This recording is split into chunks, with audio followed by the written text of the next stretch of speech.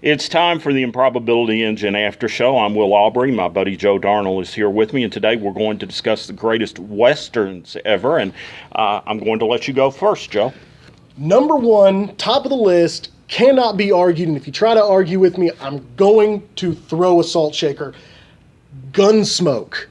Good Lord Almighty. Gunsmoke was great on the radio. It was great on television. It ran from the 1950s all the way until the 1970s. It's one of the longest running shows of all time.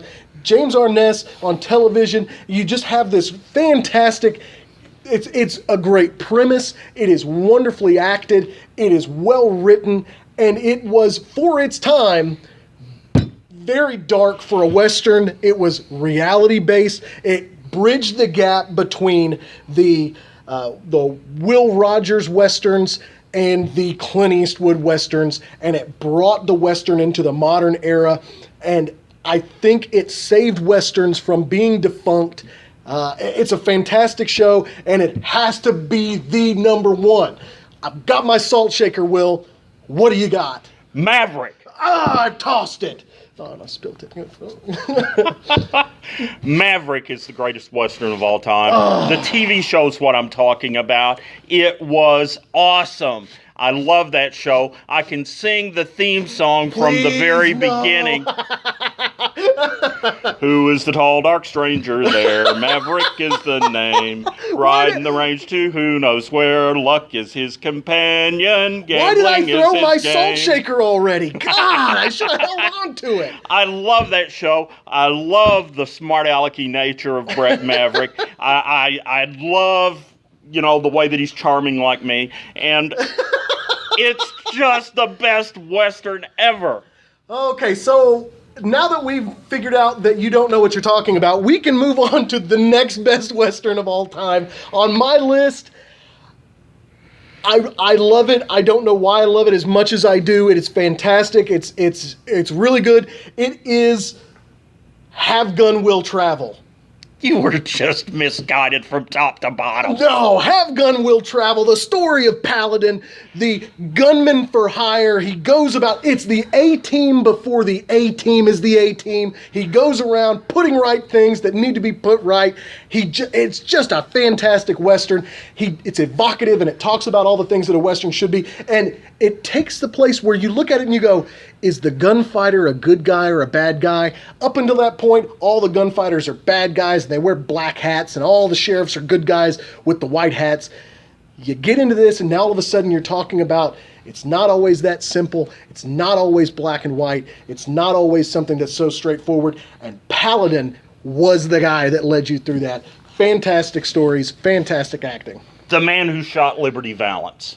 Okay, I can't argue. That's a good one. That is a very, very good one. And it still holds up today. That's how you know it's good. I could go and watch it now and would still be just as entertained. A fantastic twists and turns. And what a cast in that movie. One of the best casts I've ever seen for a Western. I mean, it's one of those you look at and you go, wow. All of these guys are good. All of them are good. John Wayne's in this. You can't dispute Jimmy Stewart. Jimmy Stewart, who's my favorite actor of the era. You look at those guys and you just go, wow, they're great. And you want to talk about perfect casting.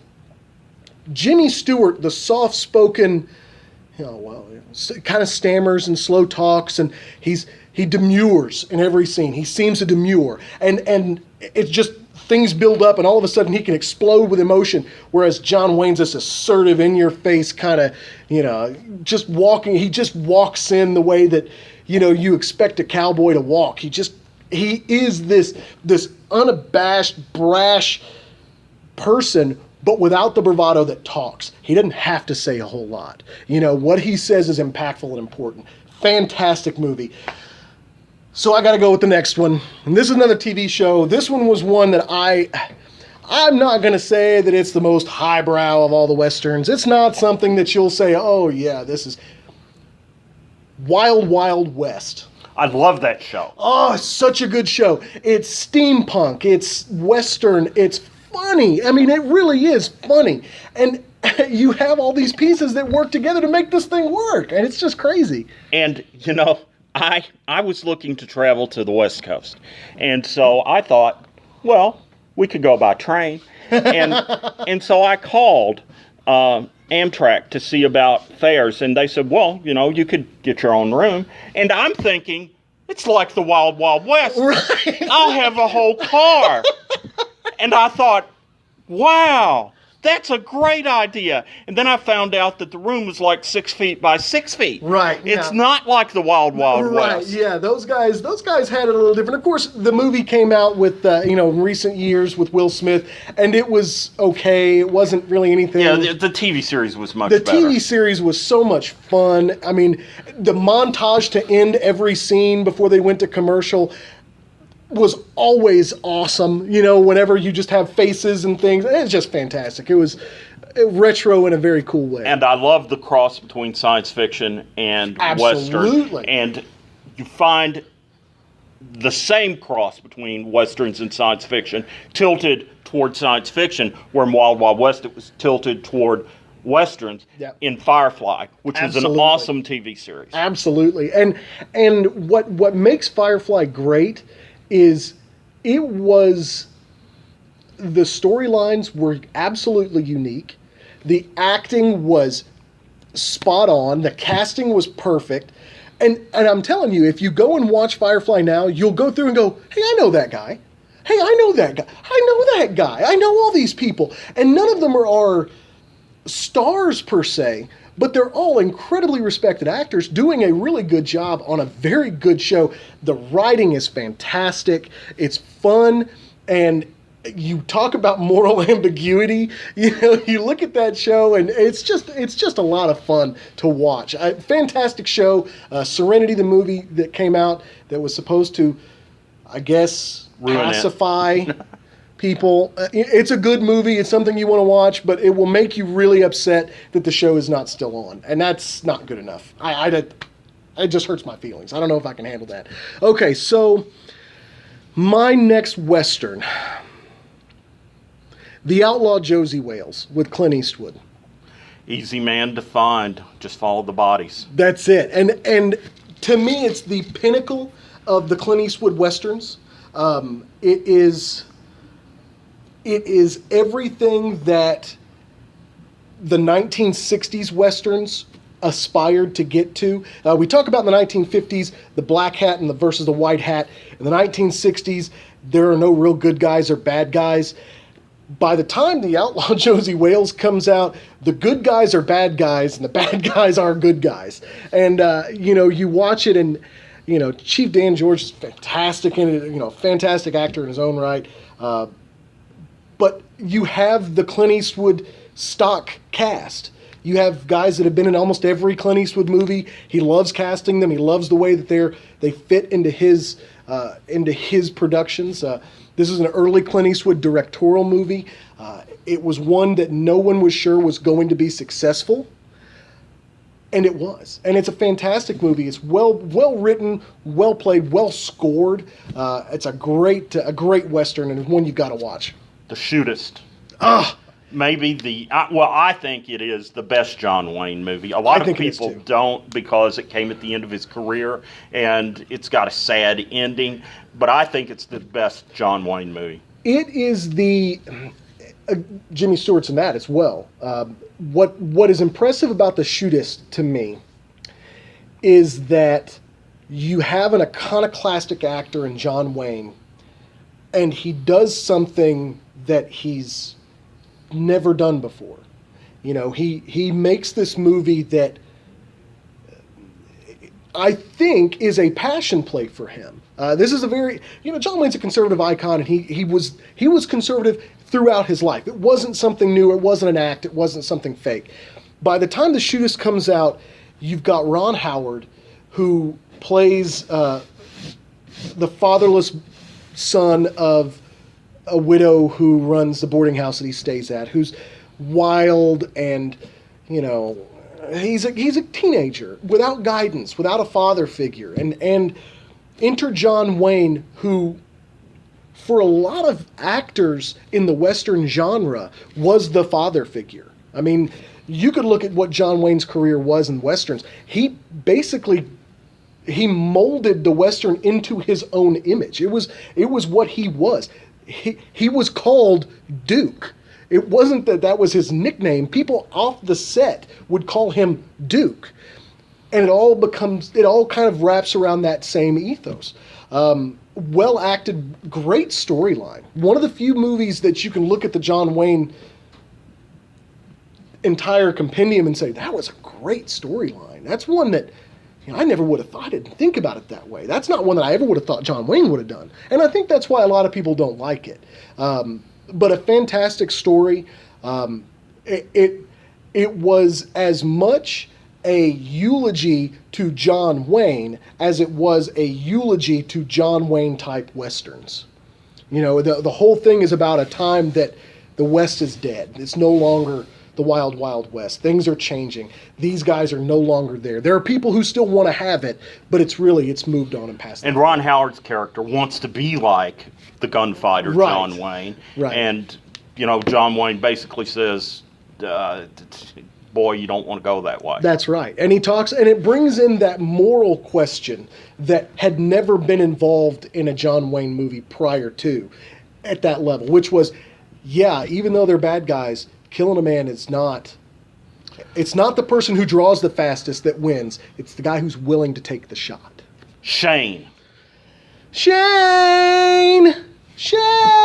Okay, so I love that movie. I love the ending scene. It has to be one of the greatest ending scenes in history. And yet, the little boy doesn't say what we think he says. He never says, "Come back, Shane."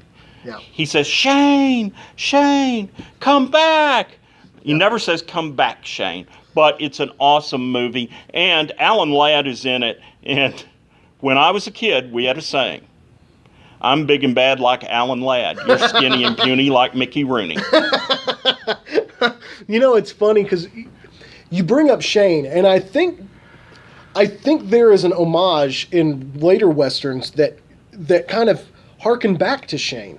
And to me, it's Pale Rider with Clint Eastwood. The same kind of concept. The stranger comes into town. Now, there are some differences. There is a question of, is he a good guy? Is he a bad guy? Is he a bad guy who's trying to make amends? Is he, what is the dynamic between them? There's a love triangle involved. It gets a little more complicated in Pale Rider, but you look at it and you go, well, what's going to happen here? What is the draw? And what you find is that the truth behind Shane is one that is expounded upon for Pale Rider. It's just saying, hey, look, bad guys can make the right choices sometimes. And just because you were a bad guy once, because Shane, for all intents and purposes, we kind of know what he is. He's a killer. He would be a bad guy in most movies. And instead, he comes to defend the boy and his mother. And it's just, he does good things and helps them and doesn't stick around long enough to accept gratitude for it.